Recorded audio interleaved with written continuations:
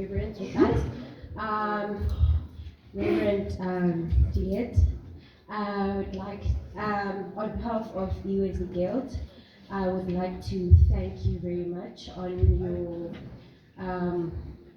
profound words and presentation and the Bible study that you have blessed us with.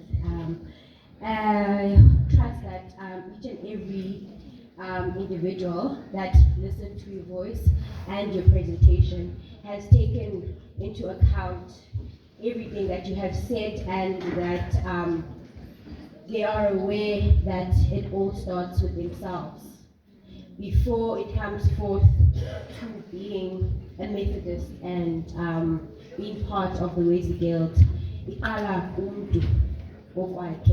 And I trust that God blesses you abundantly. Thank you very much.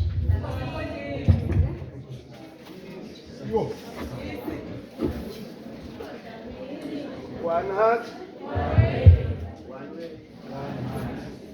I understand that we've had 3 sessions. Esingakhange sibuze questions kuzo. Kodwa ngicela okokuba